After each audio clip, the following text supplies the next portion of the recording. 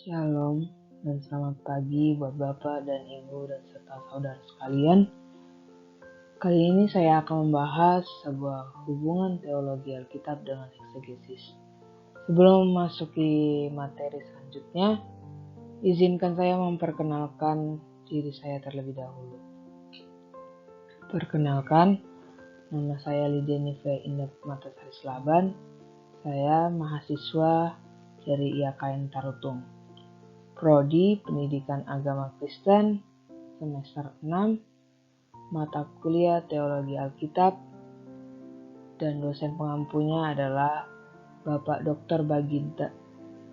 Baginda Sitompul MPD. Berikut penjelasan materi saya.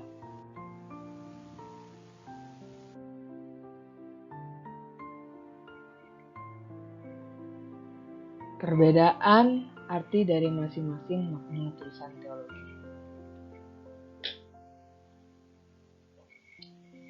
Teologi atau hanya menggunakan kata i di belakang yang berarti sebuah ilmu pengetahuan yang membicarakan tentang Tuhan dan bersifat secara umum, atau berbicara semua keilmuan yang menyambungkan dengan materi teologi seperti teologi malaikat, setan, sebuah keilmuan yang berbasiskan teologi. Yang kedua, teologia yang berhubungan dengan I dan A, yaitu sebuah ilmu pengetahuan yang membicarakan tentang Tuhan dan bersifat secara khusus.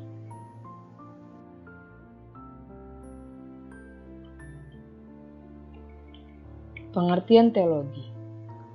Teologi berasal dari dua suku kata, yakni theos dan logos.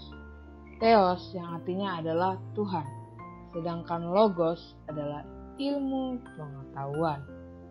Bila diartikan, kata teologi adalah ilmu pengetahuan tentang Tuhan.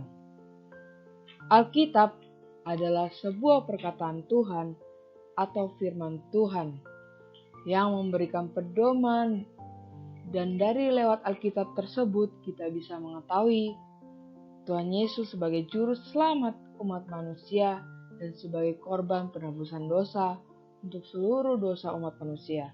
Yang sebenarnya Tuhan itu tidak pernah salah, tapi melalui cinta Bapa kepada manusia, Dia rela memberikan nyawa anaknya yang tunggal sebagai tanda penghapusan dosa kepada seluruh manusia yang terdapat di dalam Alkitab, Injil Yohanes pasal yang ketiga ayat 16.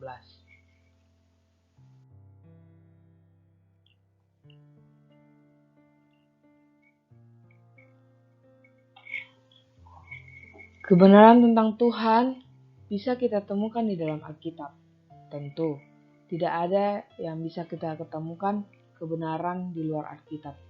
Karena jelas Tuhan menuliskan sendiri perkataannya di dalam Alkitab tersebut. Di dalam Alkitab terdapat berbagai jenis-jenis alur. Jenis-jenis alur yang diperoleh dari Alkitab yaitu, yang pertama, Alkitab adalah buku sejarah. Kenapa Alkitab adalah buku sejarah? Karena Alkitab tentunya tidak bisa terlepas dari sejarah. Alkitab mencatat akhir dari suatu masa atau peristiwa yang belum kita alami, namun pasti akan terjadi di masa mendatang. Yang kedua, Alkitab adalah buku kisah cinta romantis. Kenapa bisa dibilang kayak gitu? Seperti yang berkisah tentang bapa yang mencarikan pengantin wanita untuk anak laki-laki tunggalnya. Kisah cinta ini diakhiri dengan sebuah pesta perkawinan. Perumpamaan ini bagaikan Yesus adalah pengantin pria dan gereja adalah pengantin wanitanya. Kita dapat mendapatkan di kitab Kidung Agung yang kata-katanya sangat romantis dan erotis. Sungguh memang di dalam kisah Kidung Agung kita bisa melihat betapa Raja Salomo menuliskan cintanya dia kepada Tuhan akhirnya dia menuliskan surat kisahnya tersebut di dalam Kidung Agung. Yang ketiga, Alkitab adalah perpustakaan. Kenapa Alkitab disebut sebagai perpustakaan?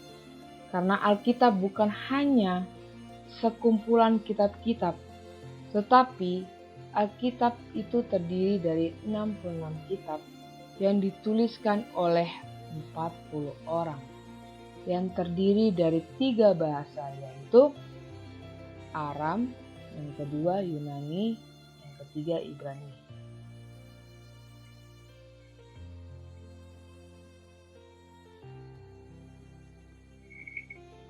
Ya, tentu tersebut Alkitab itu hanya terdiri satu nafas, yaitu nafas Roh Kudus, dan satu tema, yaitu buku kehidupan, yang tertulis di dalam 2 Timotius 3 ayat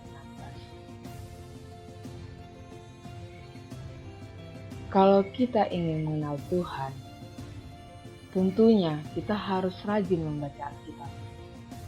Tidak bisa kita mengenal Tuhan tanpa Alkitab kita. Dan kita tidak akan bisa mengenal Tuhan lebih dalam tanpa kita bisa membaca Alkitab kita. Karena dari Alkitab kita dapat mengetahui siapakah Tuhan itu, siapakah Mesias itu, dan siapakah Juru Selamat kita. Dan tentunya Alkitab adalah sebagai pedoman dan buku kehidupan yang selalu menuntun jalan kita, yang selalu memberikan kita petunjuk di setiap kehidupan kita. Dan tentunya Alkitab itu tidak hanya sebagai lambang kekristenan saja, tetapi Alkitab itu harus membuat kita bukti nyata, yaitu Alkitab harus kita renungkan kebenarannya, yaitu renungkan Alkitab itu siang dan malam, serta mempraktikkan seluruh kebenaran firman Tuhan di dalam kehidupan kita. Kalaupun hanya sekedar rutinitas beribadah hari Minggu, itu bukan mencerminkan kita sebagai pengikut Kristen, tetapi hanya sebagai aktivitas sehari-hari saja yang mencerminkan kekristenan, yaitu pastinya selain membaca Alkitab, kita harus merenungkan serta mempraktikkan seluruh aktivitas kita sesuai dengan kebenaran firman Tuhan. Karena apa yang kita lakukan harus berandaskan semua di dalam kehidupan kita, yaitu firman Tuhan. Yang terdapat di dalam Lukas pasal 24 ayat 27 dan Lukas pasal 24 ayat 44. Membaca Alkitab tentunya memang tidak membuat kita semakin pandai, tetapi membaca Alkitab membuat kita menjadi semakin berhikmat dan bijaksana. Tentunya membaca Alkitab, kita tahu apa saja dan pantangan apa saja yang tidak boleh kita langgar. Tetapi itulah yang membuat hidup kita selalu merasakan damai sejahtera dan kita masuk ke materi eksegesis.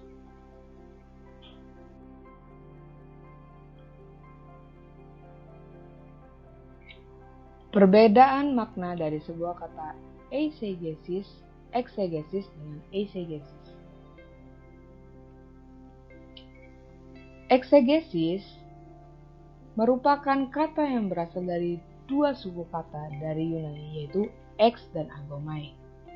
Ex adalah keluar, sedangkan kata agomai adalah memimpin atau membawa, membaca atau menggali. Eksegesis diartikan sebuah usaha untuk memimpin atau membawa keluar atau mengeluarkan pesan atau ide teks-teks Alkitab.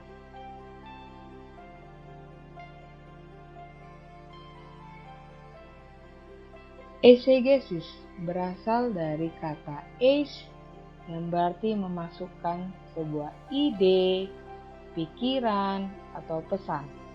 Maka, eisegesis adalah sebuah usaha untuk memasukkan ide, pikiran, atau pesan ke dalam teks. Kata eksegesis timbul dari pengertian hermeneutika. Tentunya, hermeneutika adalah sebuah ilmu menafsir atau upaya menemukan makna atau kata-kata atau ungkapan-ungkapan yang ditulis seorang penulis lalu menjelaskan kepada orang lain.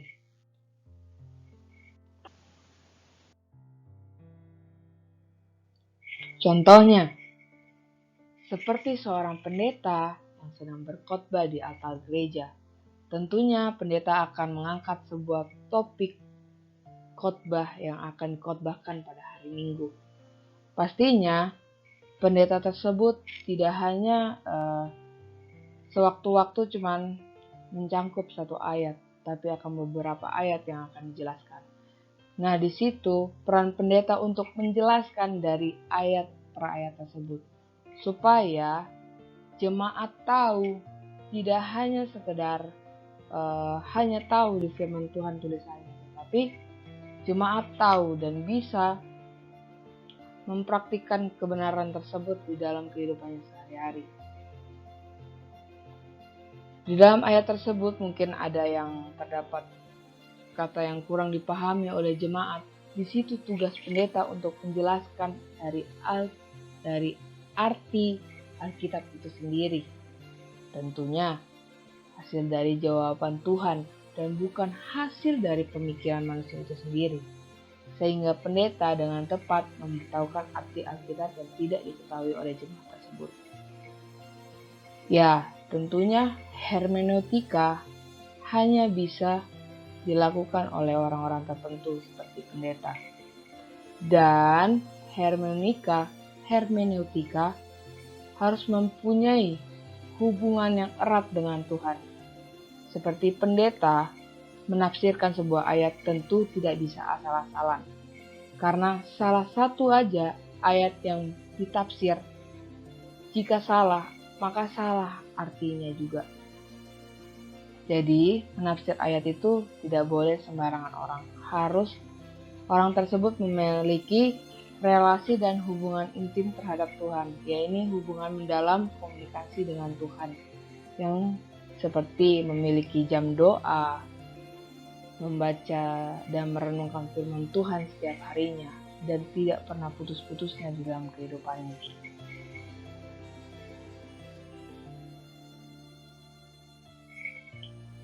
Di dalam Yohanes pasal yang ke-1 ayat ke-1 yang dikatakan, pada mulanya adalah firman. Firman itu bersama-sama dengan Allah dan firman itu adalah Allah. Apakah makna di dalam sebuah teks ayat tersebut? Makna Alkitab dalam Injil Yohanes 1 pasal 1 ayat 1 adalah yang pertama, pada mulanya firman itu ada. Artinya, pada firman itu pada mulanya sudah ada. Berarti segala sesuatu yang diciptakan menggunakan firman. Firman sebelum dunia dijadikan itu pasti sudah ada. Dan yang kedua, firman itu bersama Allah. Yang ketiga, dan firman itu adalah suatu Allah.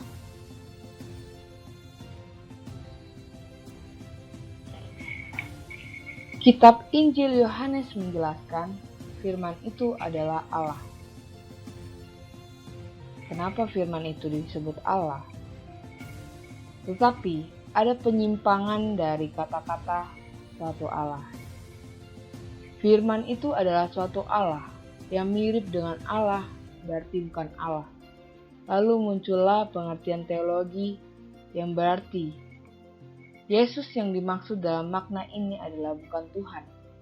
Kitab suci yang memberikan pernyataan ini adalah kitab suci orang saksi Yahova, yaitu tidak benar.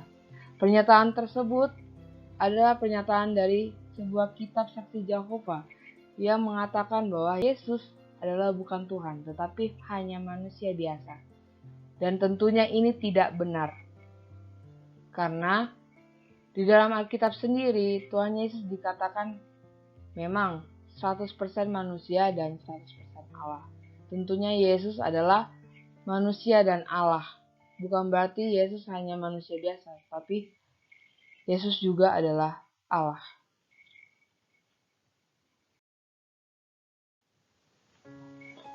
Apakah dibenarkan terjemahan yang menghasilkan perbedaan yang berbeda-beda? Kita tidak boleh menerjemahkan Alkitab ke bahasa Indonesia, karena bahasa Alkitab itu sendiri adalah Ibrani dan Yunani. Maka kita harus tahu dengan bahasa-bahasa tersebut. Siapa yang berhak menerjemahkan? Yaitu seorang ahli pakar-pakar Alkitab, yang bisa kita lihat dan bisa kita baca di berbagai sumber. Makna bisa salah dan terjemahan bisa berbeda. Tetapi Alkitab itu sah-sah saja dengan terjemahan tersebut. Tetapi intinya dari semua di sini adalah kita tidak boleh menggeser makna yang sesungguhnya pada konteks Alkitab tersebut. Terjemahan Alkitab tersebut sudah dieksegesis untuk mendukung makna yang tidak akan lari dari bahasa aslinya.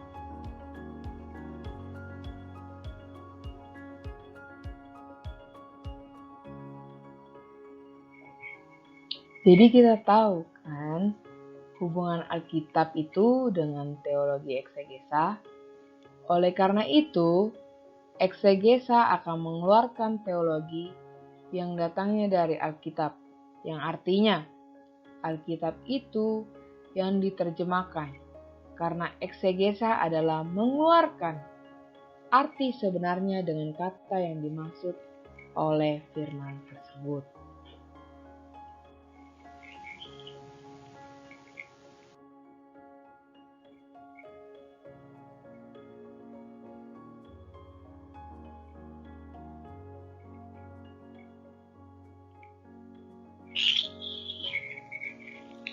Makna Alkitab dalam Injil Yohanes pasal yang ke-1 ayat 1-14.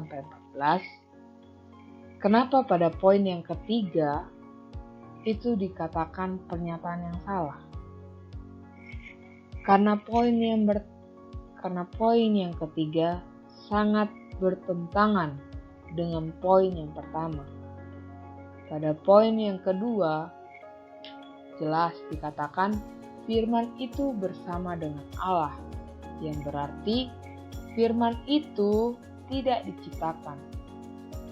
Kenapa disebut pada mulanya? Pada akhirnya, nanti pada ayat yang ke-14, firman itu menjadi manusia.